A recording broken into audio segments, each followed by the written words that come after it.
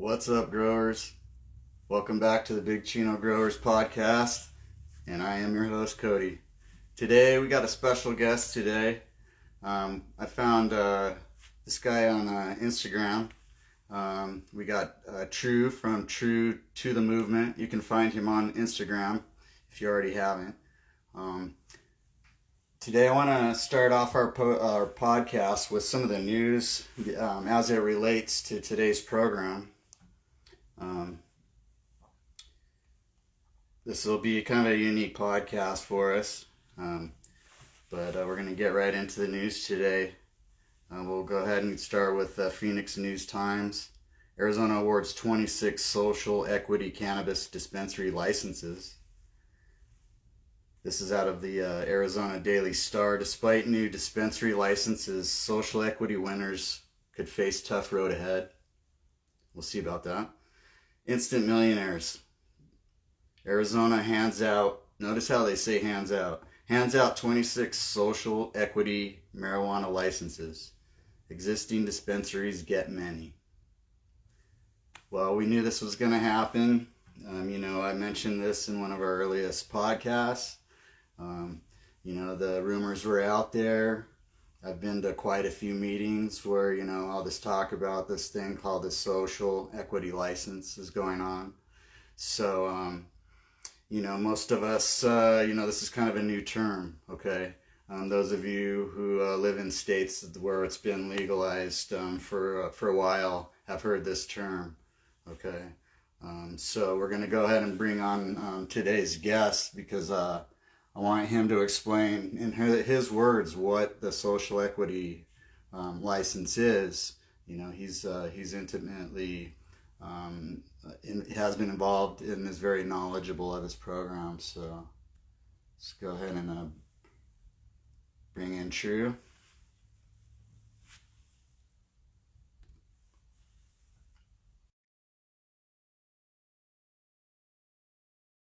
Let me know when you're on there, True. How's it going? Hey, what's up? What's up? Can you see me? Hear me all right? Yes, sir. Very good. Very good. So welcome to our podcast today. Thank you for having me on. Cool. Is there a bit of a delay right now?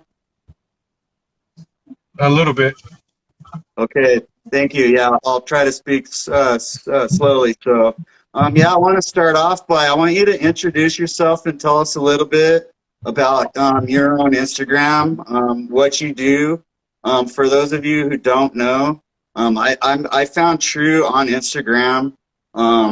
If you don't already know him, he's the crazy guy doing the nose dabs. Okay, but I first came across him. He has a positive message. All right, he has some of the best cannabis plants that you'll see growing out of solo cups. He really has dialed in his program, okay?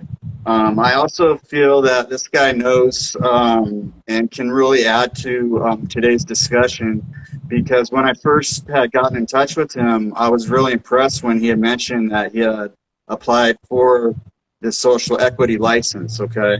This is something that not many people actually did.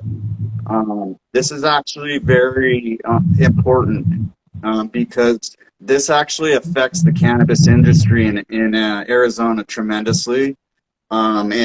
Basically, before I get into the actual, I want in your own terms, go ahead and describe, go ahead and let us know a little bit about yourself. So I'm an Arizona native. Been growing for quite a few years.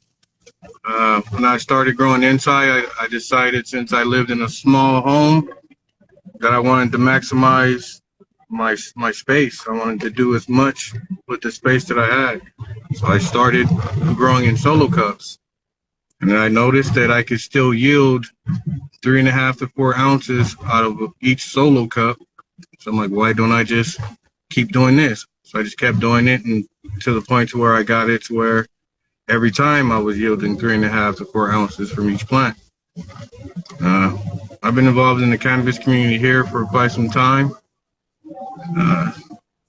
And when I applied for the social equity, which by definition is a license that was supposed to be given to 26 individuals, not companies, not brands, but 26 individuals from the state of Arizona who have lived and had residence in the state of Arizona for at least the past 3 years, who have also been unfairly policed, makes under a certain amount of money, and have been arrested for cannabis crimes. Those were supposed to be the qualifications. And also, each applicant was only supposed to be able to put in 2 applications. Exactly. And if you look on there, you find some dispensaries like Mojave, Sunday Goods, The Mint, and some other ones that have put in so many applications that if you're doing a random drawing and the people who actually followed the rules only have those 2 applications, how many applications they put in, it made it unfair for the people who actually followed the rules, because your name's not going to get called if you have so many other names from the same entity, like MCCSE, MCD, like there's a whole bunch of them. And even 5 licenses also went to a law firm. Exactly. So, real quick, I want to go over, this is the actual definition. What is a social equity license in Arizona? The new licenses are intended to help people harmed by previous marijuana laws before the drug was legalized. And having a minor conviction was among the criteria for people to apply. At least 10 went to applicants who partnered with existing Arizona cannabis companies, which critics of the process feared would happen. Okay, so this is a recent article, okay? So, you know, in layman's terms, this was meant for people within the community that were personally affected by the harsh cannabis laws that have taken place within the United States, more specifically in Arizona. Okay, we all know people that have been affected. Some of us know people that went to prison. Okay, they lost their families.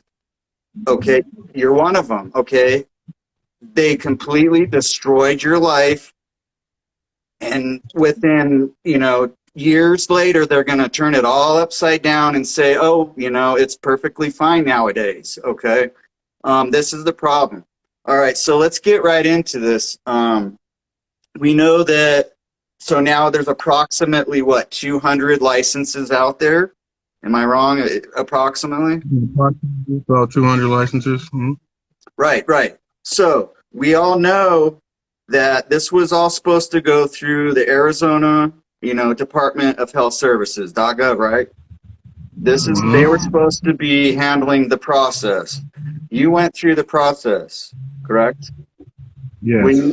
Please explain how the process should work when an average person, a citizen working in now let's get down to the kind of the meat here. You had to have been in a specific zip code in order to apply, correct? Yes. At the time, or basically at any time in your life, or did you have to know your brother's cousin, uncle that lived there? So how it was supposed to be is you have to show proof that you yourself resided or paid bills in that zip code. That's how it was supposed to be. Okay. How it actually went down is very hard to tell. I know for me to get accepted, I had to go through a bunch of loops and Okay. shit like that. For part of the time, I was homeless and I couldn't prove residency. So they then asked me for my residency for another year. So I provided the residency for the year before, and then they accepted that. So if it was actually a social equity program, not one dispensary would have been able to submit an application, because not one dispensary owner makes under the allotted cash point. Okay. 2, pretty sure not any other dispensary owners have lived in the area codes provided. Although there were a couple of zip codes that were very questionable, like Paradise Valley and some of the rich neighborhoods up in the Phoenix area. Right. Like a few of those were even on the list. So once I saw that, I was like, oh, okay, this is going to be some bullshit. Yeah. There's no way that neighborhood was over policed. And then there were some neighborhoods that are extremely over policed that weren't even on the list. Right. You know what I mean? So it was a crapshoot from the beginning. Now you don't have to divulge anything. Did you have to divulge your record? Yes. Time? Okay, so they are very well aware of exactly who was put through the penal system, right? So there's definitely record, there's backup, okay? Was that a criteria for applying? Did you have to have a prison record? No, not a prison record. You had to have been arrested for cannabis crimes. So you had to have a record of a cannabis crime on your criminal record sheet. Okay. If you did not, you did not qualify. That's very specific question, correct? Mm-hmm. Okay. Do you remember? Can you let us know some of the other questions that were on this? The amount of money you make. So they needed your bank statements or a proof of income. Exactly. To make sure you made under a certain cap. Exactly. Let's see what else. You had to pay a very large fee.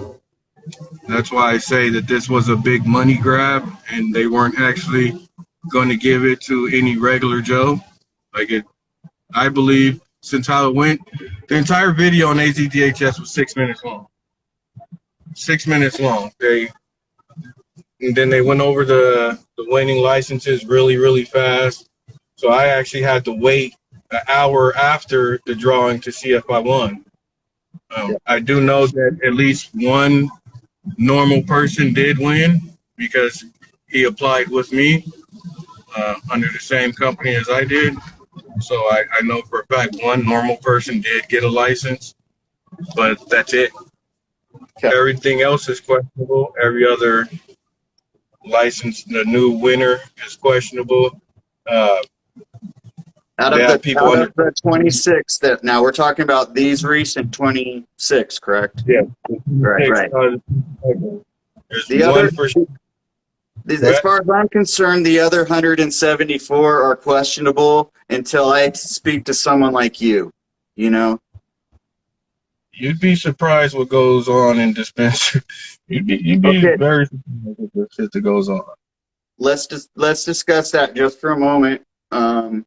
Some of you may or may not be aware, I've been trying to get into the industry for a while as far as the bigger industry here in Arizona, okay? I've been a care provider here in central Arizona. Many of you have been watching my Instagram, so you know that part. I'll touch on the dispensary first. I walked into a dispensary. I don't go to dispensary, but I did go. There's products that they do have, and as a care provider, I do have to go in. I went in, and I noticed the big change of faces. This is a big dispensary, you would all know, okay? I went in, and this is a dispensary that I've worked for in the past, and I actually applied for recently because I wanted to get back into the industry. I noticed some new faces. I walk up, I'm asking the bud tender, hey, we're a very well-known person. You would all know this person if you knew. He's like, they fired him. I'm like, what? And I was like, why? And he said, I don't know, man. They came in and they got rid of a bunch of people. And I was like, you know what? That's happened in the past when I worked here, and I didn't want to upset the guy. I'm like, have a nice day, tipped him nicely. And this is the kind of thing that's going on in because of what we're seeing right now. This is all part of the problem. And would you agree that it's a shit show here in Arizona, the cannabis industry? 100%. You got companies knowingly putting out dirty meds, like shit falls on the floor, they pick it up, still package it. You got You got testing facilities that are being paid out by these companies not to fail them. And we just had a testing facility get fined by AZDHS because they knowingly passed dirty meds off as clean. You know what I Right. mean? So it's a horrible shit show here, to where the point where people are risking their lives every time they go into a dispensary. Let And me that's ask supposed. you, do you Go ahead. happen to know if that person, the company, did they happen to get an award recently at a certain big event? Do you happen to know that? No, they did. You know they did, right? You know Mhm. they did. Okay, good. So I just wanted to get that out there, okay? And this isn't going out to any individuals in particular, okay, that run any organizations. I just want to make that clear. So let's get back into the industry itself. We all know it's a shit show right now. I actually applied for at and got interviews at two of the largest grows up here in Central Arizona. Okay, two phone interviews, which I passed. And one of them I actually got into the facility, got a full tour, was told, "Hey, we're gonna just wait till your background, this, that, and the other." Both occasions, hey, I'll call you. Never got a call back. Never once. Never once. They don't care about anything other than filling their spot, making sure that that machine is rolling, okay? So this is where we're at. So go ahead and continue with it. So what I've found when applying for dispensaries, if you don't meet a certain criteria, and that criteria has nothing to do with knowledge or years in the industry, if you don't look the part of that specific dispensary, you're not going to get hired. Yeah, yeah. You know, if it's not on your resume, your professional resume, you're not going to get in. It's who you know, and it may be who you party with. That's really Yeah. true. Okay. They don't care about our experience as a grower. They don't care that we love the cannabis plant. Okay. They don't care how passionate we are. They don't. They don't. Like one of the dudes that just joined the live right now, the Pop Buddha, grows some of the best cannabis I've ever smoked in my life. Okay. Yeah. Yeah, he doesn't have a dispensary, but when we go to these dispensaries, you look at these jars. Most of them you can't even see what's in them. The ones you can see what's in them, they look beautiful, but when you get it home, you crack it open, you smell nothing but hay. You spark it, you taste nothing but dirt. You know what I mean? It's pretty booth. This is the problem with the current genetics out there. They are bred for eye appeal. Okay. They want the average tourist person that walks in to see this huge. It's not even huge. I'm not even gonna call it huge. They're gonna see this nug, this popcorn nug, covered in what appears to be perfectly normal trichome production. Okay, if you were a true connoisseur, you would take that home and put that under a scope, and you'd realize what's going on here. That's not a full production trichome. That's not what it's supposed to look like. Okay, you don't see little tiny spider hairs and call that a trichome. That's not what we're after. Okay, so Exactly. you know. What the stuff they're pumping out now is simply to turn the profit. That's it. That's all it's for. You know, And simple. and even then, it's turning a profit and then making that back 10 times. So the entire market is literally about money. They don't care about your health or anything like that. So you're safer going on, unfortunately, you're safer going on the street and buying from someone you don't know, or going to your homie and getting from him, than you are going to a dispensary. What other cannabis industry besides ours do you know have had recalls for salmonella in their weed? Right. You Right. know what I mean? Like, And you want to know something weird? I got some through IG coming from one of these big known guys saying, "Hey, all of you, small growers, make sure you remember to get your bud tested, and we'll help you. Come to us and we'll get your bud tested for you. First of all, I have had my bud tested. I put my results out, and it came from a legitimate dispensary, testing facility. Now, that particular test did not include a lot of things that you need on the label, okay? This test was provided to me as because I was a part of the Earl Cup.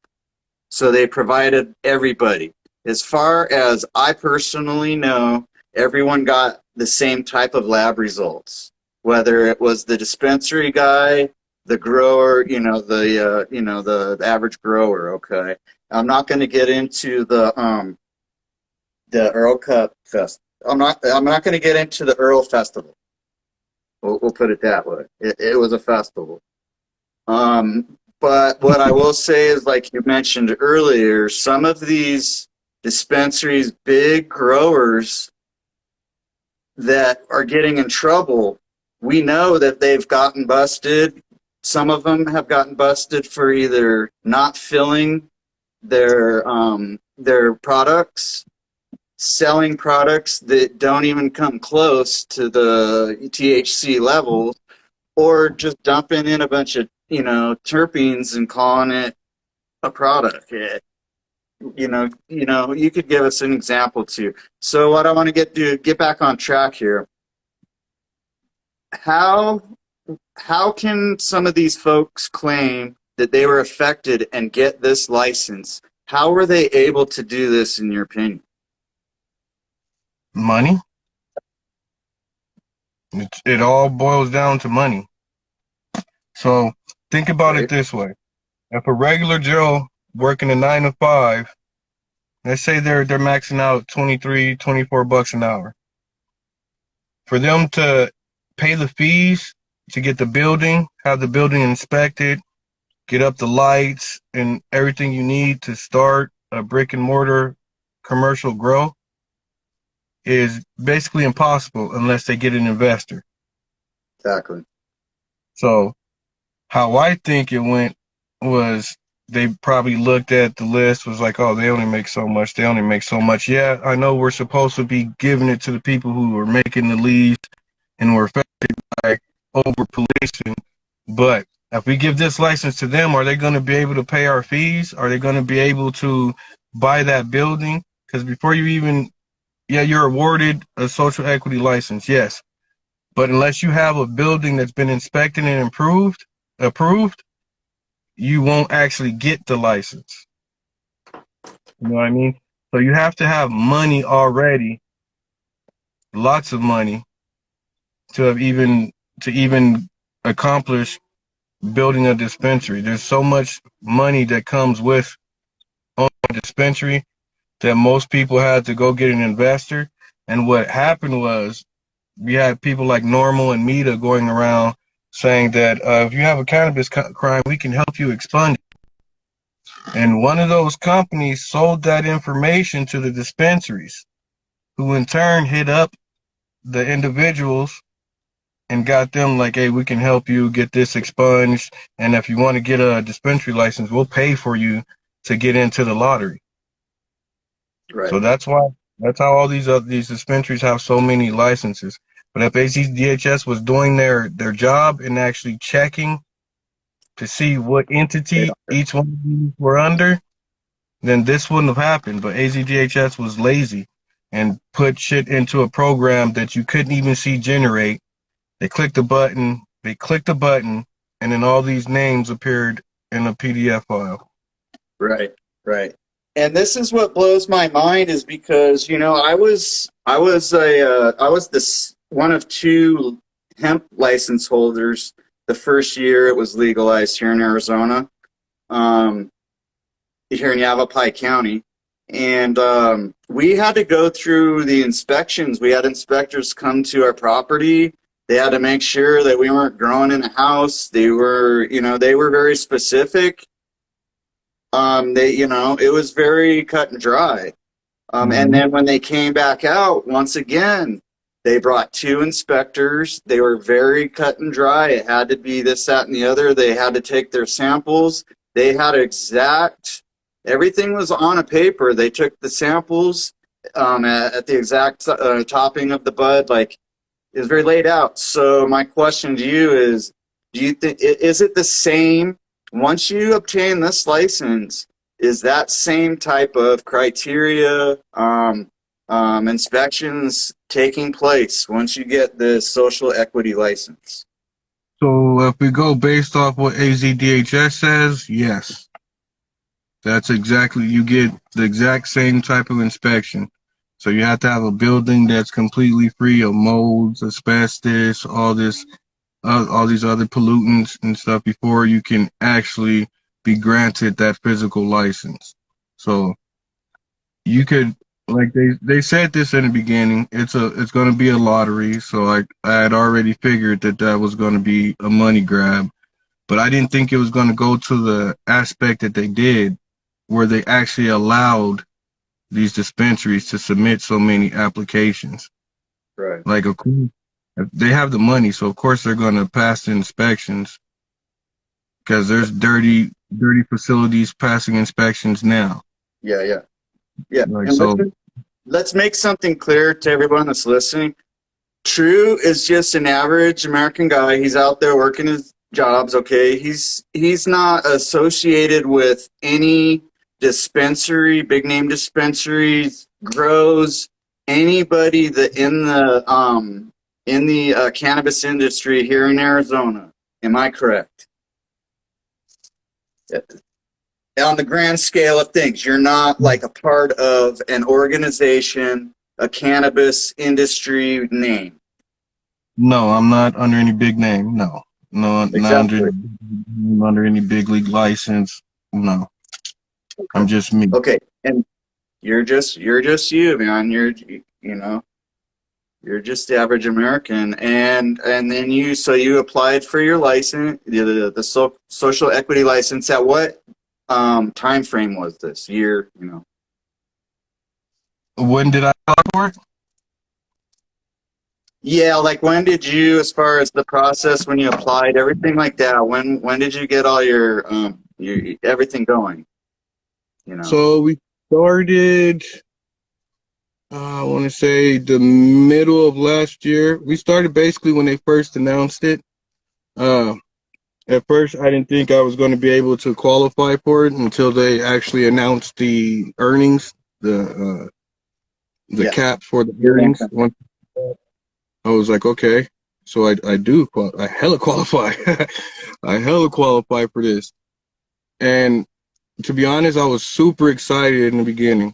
Like super, super excited. Like, fuck yeah. Like finally they're gonna do something to allow the little guys in the industry. And the funny part about the industry is it's the little guys who actually care about patients. They're not customers to us, they're actually patients. Yeah. Exactly. I was like, fuck yeah, Arizona's finally finna do something.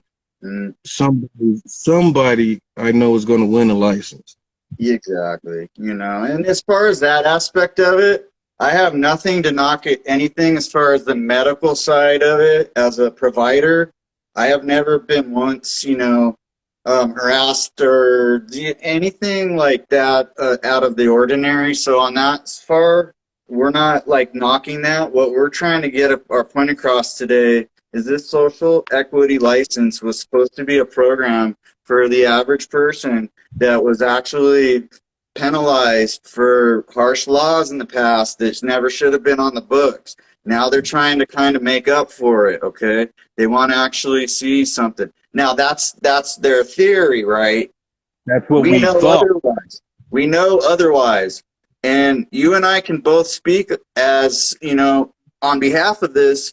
As some of you have seen some of the images I posted on Instagram, I actually know people currently in the industry and people that have left the industry because of the bullshit going on. There's people that actually care enough to walk out of lucrative careers in the cannabis industry here in Arizona because their boss told them to dump in some chemical that either the industry does not use anymore or never has, or they're Yeah. trying to push it, they're trying to, push it under. So the fact of the matter is, just like we said, the industry here in Arizona is rotten. Okay. These licenses prove it. Okay. These licenses prove it. I've met Chris Martin.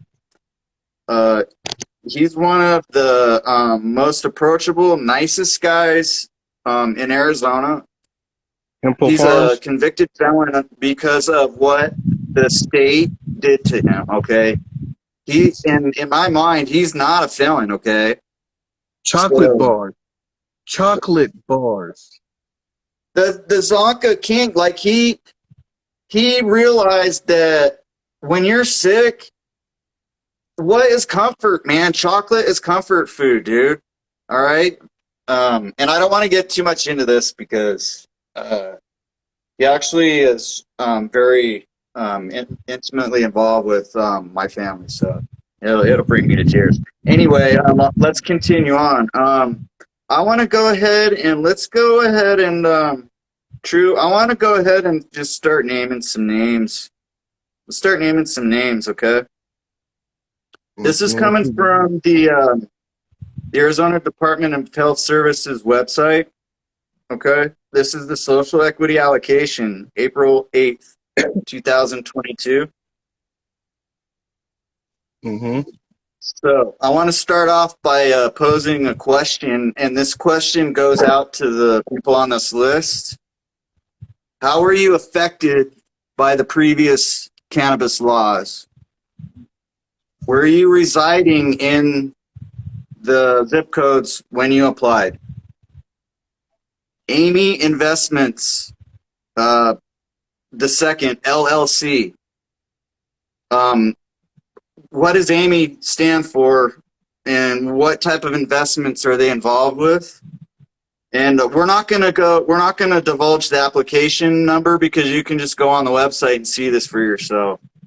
Mm-hmm. Arizona Tree Equity 2. What does that name sound like to you? What do you think that, Arizona True Equity 2. Equity what do they deal with?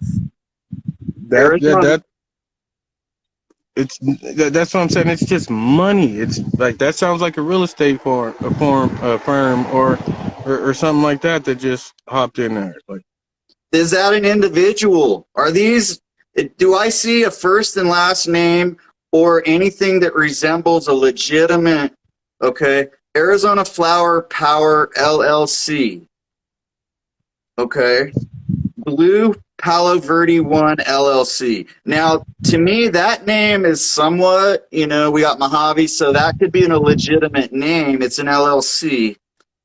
Curious Cultivators. Now, you can that's also pure. look these LLCs up. You can also look these LLCs up.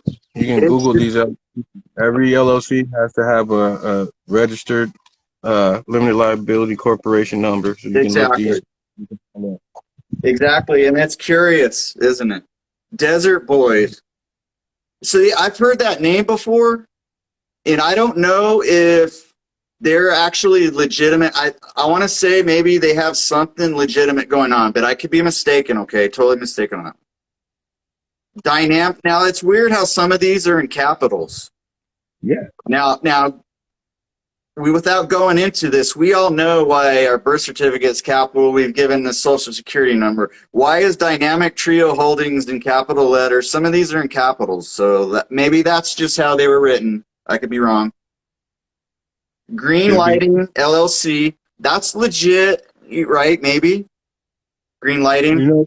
Green Lighting. That's given to go for something. That you could find something wrong with every name. Like my name on there is Woodstock 2. Okay. That's Woodstock 2 was my LLC. Mm-hmm. Okay. So yeah, and like I said, we're not going off of just these names because, like you said, you can have any LLC. What you do is go in and find out what the LLC, who owns it, what's it connected to. Okay. Grunge Free LLC, higher than high, one, or the first. Higher Joint than high. company. That's a normal person. Okay, okay. And like I said, I'm not here trying to say these are all bullshit nonsense, okay? Now, a We're lot gonna of them are. So when you start seeing 3 and 4 and 5 and 6 after the name, that's when that's when you see the bullshit going on because okay. it's under the same entity. They just used a different applicant to push their agenda. And I could be mistaken, but I believe Hempful Farms have pointed out, Chris pointed out that Cookies got a license. Cookies did get a license Am in I the state of fucking am Arizona. I fucking mad? Am I mad? Like I know I have No, look, they have no fucking residence in the state of Arizona. when Under none, no residence, no stores, no pop-ups, no nothing in the state of Arizona yet. They were given a license. yeah. Rose Law Group. And I'm not talking shit about Cookies or anything. It's the fact that they're given a totally different license than that's not even connected to a corporate level license. Exactly. Cookies came to Arizona, they could have specifically got or rented a commercial license. They could have done that easily. They have the capital, they have the money, they have that. Yeah. Instead, Arizona allowed them to take a license from someone who's lived here, someone who's been arrested here, someone who's Yeah. blood, sweat, and teared here. Instead, they gave it to Cookies, lawyers, cannabis companies that already exist, whose headquarters are in Las Vegas, California, Colorado, other places. Arizona was supposed to be different than all these other places doing micro licenses and these Right. social equity licenses. Arizona promised to be different, and they did the exact same thing. Exactly.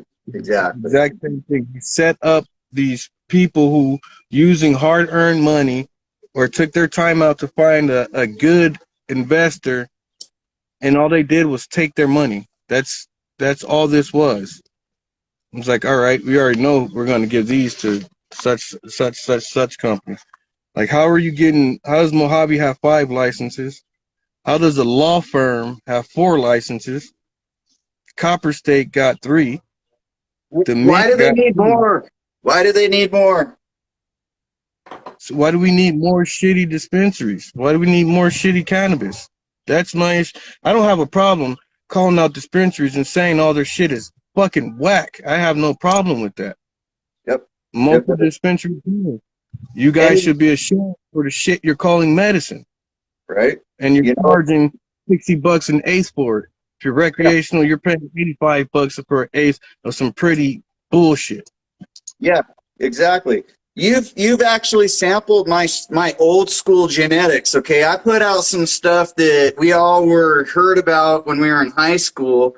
I decided my first year of legalization, I'm going to grow all these old school genetics. I went nothing with Cookies or fruity nothing, okay? I went old school and I put out some of the finest cannabis and hash products out there, and not one single person has ever said this is crap. You want to know? It's the opposite. They're like, dude, this blows away dispensaries. This No. is fucking Mhm. I fucking love it, dude. And for all this time, I'm Mhm. like, I'm a medical cannabis provider. I've been helping people with cancer and different kinds of ailments across the board, really. And they have realized that you don't have to go to dispensaries. But the problem is when it was legalized, this was a major campaign that they got across the board that dispensaries are now in control of cannabis. They can now provide you with the medicine that you need. You just need to go down. If you're 21, just go to the dispensary. They didn't educate anybody on the fact that once the plant became decriminalized, you now have the right in Arizona to possess 6 plants if you are 21, if you live in a home that has 2 adults 21 years old, you can have 12 plants. They never once made it a point to tell people that. For all that, I've come across so many people that say, oh, my 5 plants. And I'm like, what are you talking about, dude?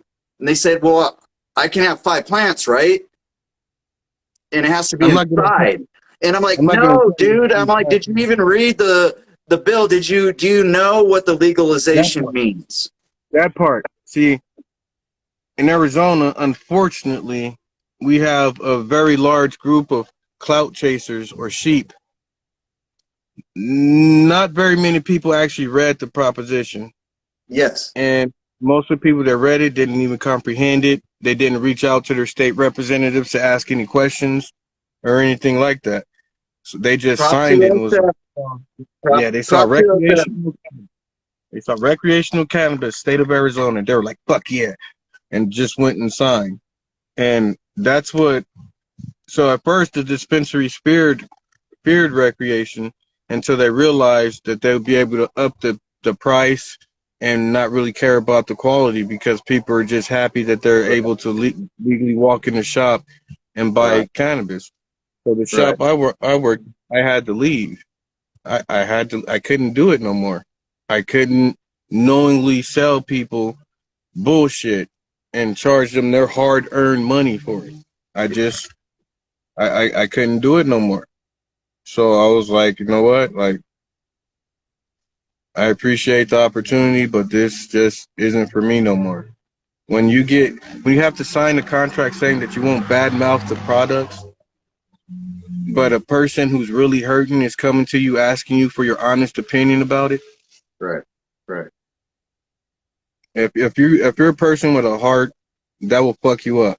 Like continuously doing that, old people, young people with terminal illnesses, like people with debilitating disorders and shit. Like, you're selling shit that can make it worse.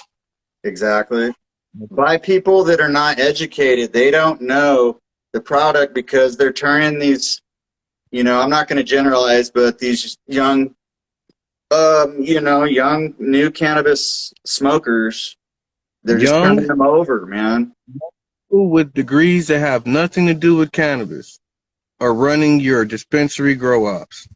Exactly. People who have no experience in the cannabis industry are running your grow ops. They're also managing your dispensaries and also hiring bud tenders that don't even know what a terpene is. Right. Like, if you look at your package of flour and that shit's saying it's 45% THC, just throw it away. Right. And that's again, I know when I'll walk into a bud tender, the first thing, if they start talking about THC straight up, I'm like, Next. I could care less, really. I want to know about the terpenes, okay? And then when I tell them I'm a grower, then they kind of start changing their attitude towards me. And then when I tell them I grow in 25 and 50-gallon pots, then they're like, oh, you are a grower. Yes, I'm a grower, okay? I know the difference between what they're pumping out in these dispensaries and what should be sold. Which should be consumed. So I'm saying that to say this. Almost every person that got a social equity license has already been selling you bullshit. Right. Exactly. It's already been selling you bullshit. So I believe that if the people of Arizona stood up, protested this shit, if more than 6 people would have showed up at the hearing that myself, Treed, and some other people went to, if more than us would have showed up and we actually would have been there in force, we could have got this stopped. But instead, I blame myself. I should have been way more involved because I really truly am offended by how this went down. Even though I did not apply for a license, people like yourself, others that I have met, it's not fair. And the fact of the matter is that even the news is putting it out that they handed these out. That's exactly what they did. They handed these out. They didn't. So I wouldn't even give them the honor of saying that they handed them out. They didn't. What they did was they scammed Okay. normal people and handed them to people who already had licenses. Right. Right. You know, They were and the go ahead. fee just to get an application was just ridiculous for a normal person. Like, so just the fact that people saved up that money because they knew this social equity program was coming. They Yeah. saved up money and they're like, fuck yeah, finally I'm gonna have a chance. Yeah. Just get butt fucked at the end. Like, sorry Yeah. for my language. I have no filter. But Yeah. they literally got no Vaseline butt raped because Yeah. they lost their money. Yep. Yep. They lost the opportunity at a chance to run a legitimate grow op Yeah. because guess what? There's not going to be any more licenses in the state of Arizona. You And now have to find someone to rent it from, which is going to be astronomically expensive. Like it's the problem, just and the problem with that is the rich guy from Beijing, from the rich guy Moscow, from Russia, wherever, he could the come rich guy in and be like, from Arizona. boom. There's a few here that are from Arizona, but were anti-cannabis, and now they have a license.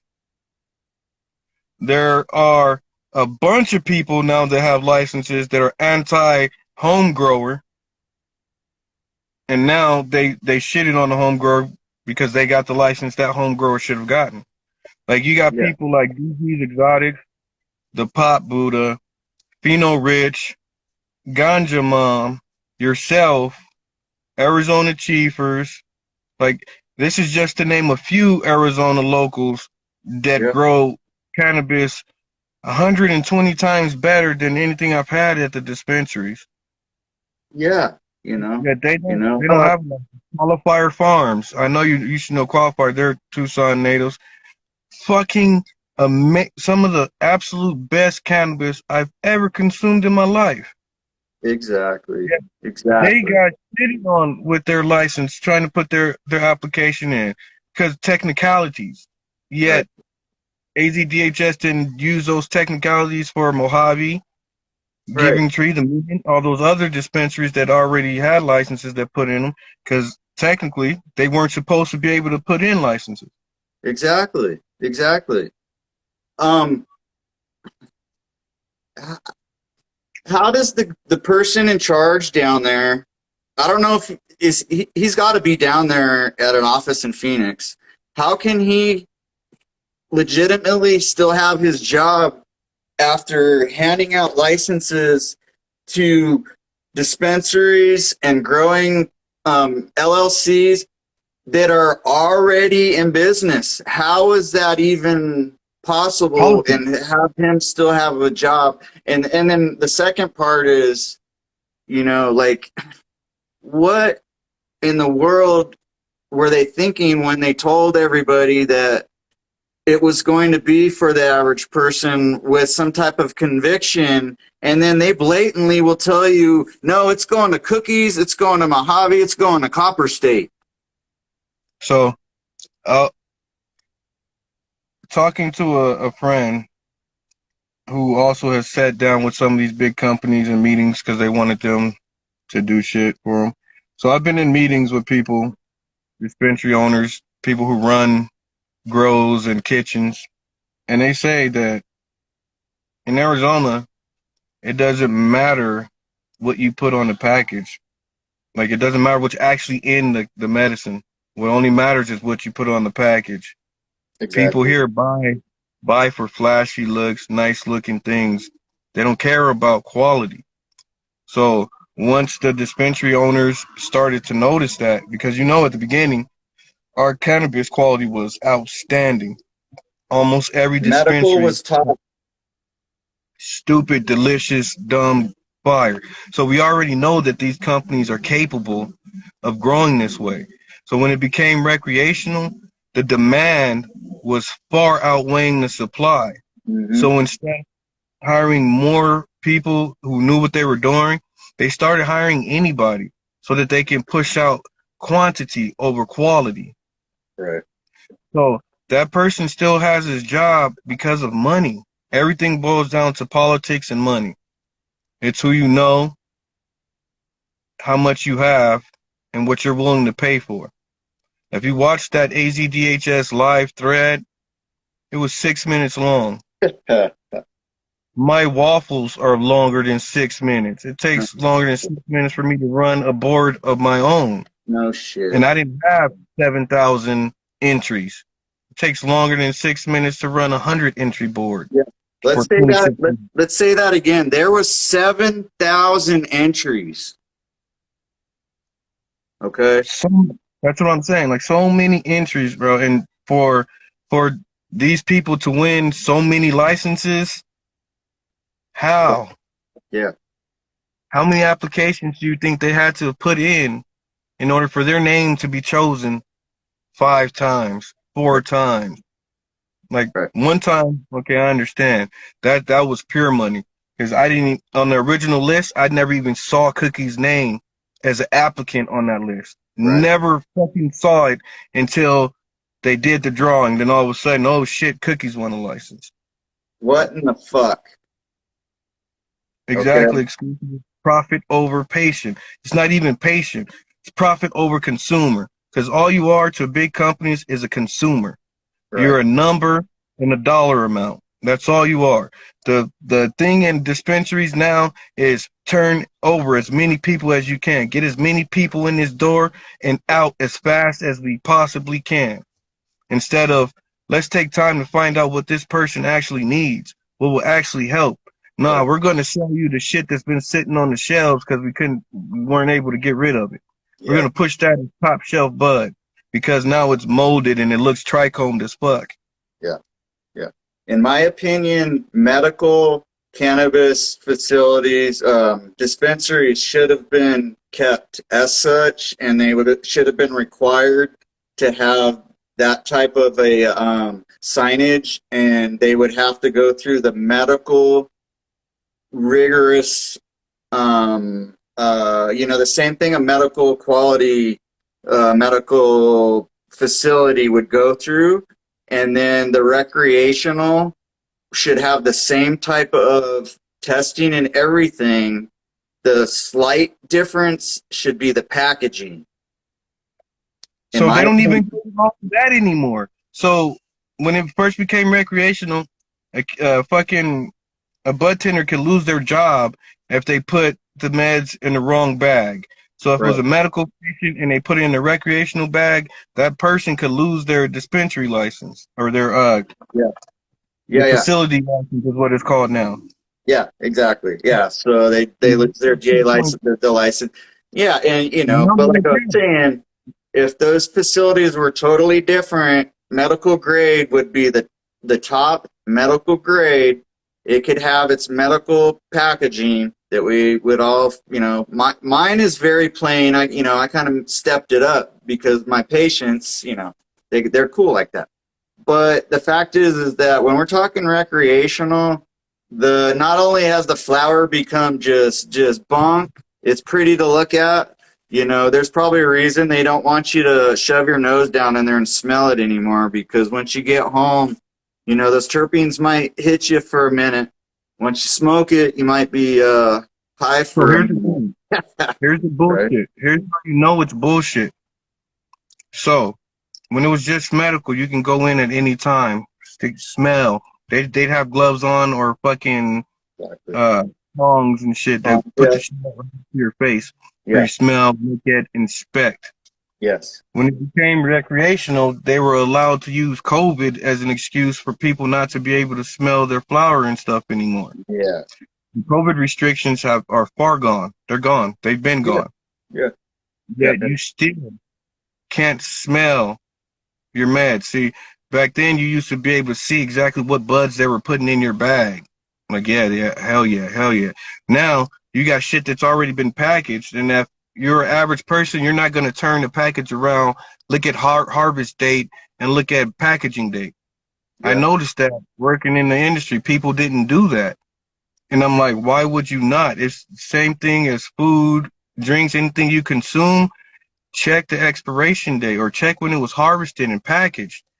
On a lot of them, I'll name one dispensary that does it worse than anybody I've ever seen. Nature's Medicine.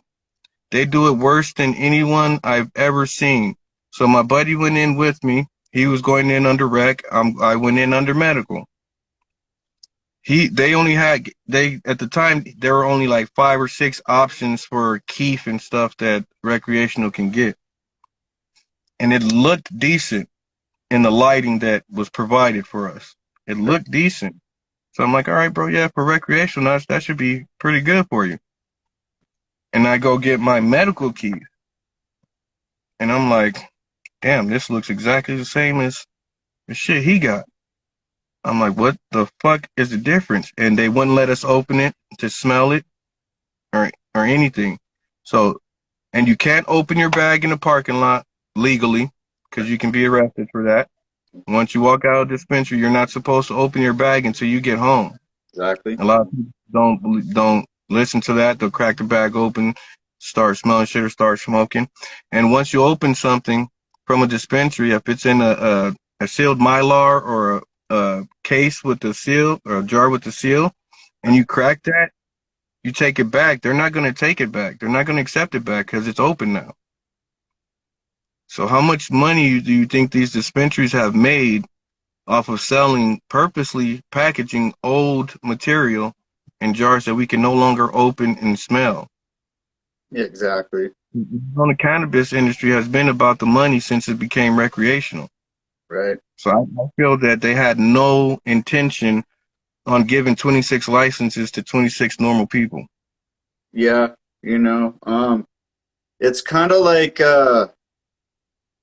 it would be kind of like it's just like the local street gangs. They're claiming their different hoods and stuff, but in this Exactly. aspect,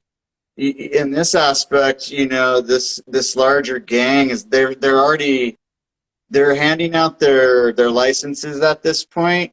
They got to throw a bone to somebody, right? And they do that at the street level. They'll throw you a bone, but you better fucking stay in line. You better pay your taxes, and you better do what, because they will send in the cops and they'll harass you, dude. They'll shut you down. They'll and for all I know, they're going to shut me down, and it doesn't really matter because I've already realized that I don't want to be in this dirty cannabis industry in Arizona. I want to be a cannabis advocate. I want to be part of the program that's positive here. I don't want to be a part of the program, this program that they're running. Because think about it. Think about it this way. I want to be positive in the fact that I want more people to become cannabis providers for the terminally ill and sick, because just like we're discussing tonight, there's people that are not going to survive without cannabis treatment, and by taking in products that are either labeled, they're not what they're labeling them as. They're not the potency that they're putting out. We know that they've been in trouble. They're still putting out their products. Okay. I wanted to go back real quick to this list, Drew. It's very easy, and for those of you that don't know what a umbrella company is, you should probably just Google, look up what umbrella company is. An umbrella company can form by one number of individuals. It doesn't matter. Governments do it. You hear about it in the news. These agencies go over to it's in the news now with Ukraine. You can go in and you can form an LLC, which a large majority of these are, not all of them. You can, and I can form an LLC, but I can go in there and I can literally lie about everything, and there's no one that's ever going to ever check anything. Just like the application, no one is. So we're going to, it looks like we're going to be cut off here shortly. I think we have to go relive again. So anyway, we will finish up, but we're gonna just briefly kind of wrap some stuff up, and then we'll end the podcast. So yeah, we'll go ahead and redo this, but we got about 10 seconds. So yeah, just think about that once we come back. Think about these umbrella companies. Think about how they're